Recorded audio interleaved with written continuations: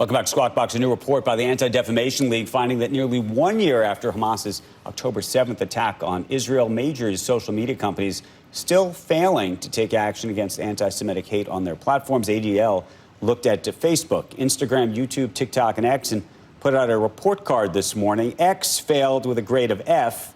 TikTok and Facebook both earned C's. Earlier research from the ADL showed nearly half of the Jews have seen anti-Semitic content or conspiracy theories related to the Israel-Hamas war. Joining us right now exclusively is Jonathan Greenblatt, CEO and National Director of the ADL. You say half of the Jews. I'm Jewish. I see this stuff all the time. When you say X gets an F and you say Facebook gets a C, let's just rank them. Go down the list and let's talk about what we're seeing here. Sure. So Facebook and TikTok on this test earned C's. Instagram and YouTube earned D's, and X got an F. Now, what we did is we took the 5 most popular social media platforms and we looked at, Andrew, what happens when an ordinary user reports violative content, in this case, anti-Semitism. And as you sort of highlighted at the top, there has been a tsunami of anti-Jewish hate since 10/7. We've seen it on college campuses, we've seen it in political spaces, we've seen it in public places and online. It has literally been a torrent. So, and what I'm talking about are conspiracy theories that say, you know, Israelis are stealing Palestinian organs, or the Jews did 9/11, or using Zionist as a slur. So we simply ran tests to see how did a platform respond when an ordinary user reported problematic content versus through their trusted flagger programs. These are the established channels they have with organizations like ADL. So in brief, it took over a week, but when using the regular channels that someone like you would do, if you flagged bad content, nothing happened over a week. When we used the trusted flagger model, about 60% dealt with the content was dealt with. But Andrew, that isn't nearly enough. So, but hundreds of millions of people use these platforms, and they need to be safe from hate. Very simple. Let me just understand this, though. You're measuring how long it takes for this stuff, once it gets flagged, to be eliminated, or how much of this stuff people are seeing before it even gets flagged? Well, we do both. Our Center for Technology Society this time looked at what gets dealt with when it is flagged.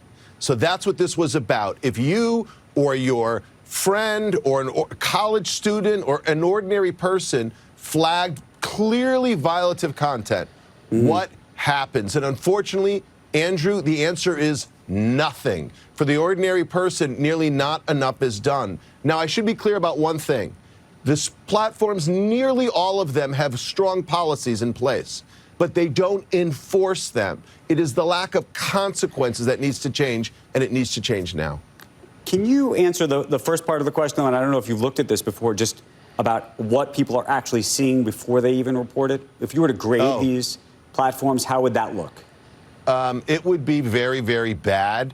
So especially since 10/7, we've seen state actors, non-state actors, ordinary people flood these platforms with misinformation and abuse. Now, I will share that tidal wave, Andrew, there are some good examples. So this weekend, Instagram took down a post that was published by the SJP, Students for Justice in Palestine chapter at the University of Michigan, that literally called for death to Israel, burn the colony to the ground. I mean, that is clearly an incitement to violence and wasn't appropriate.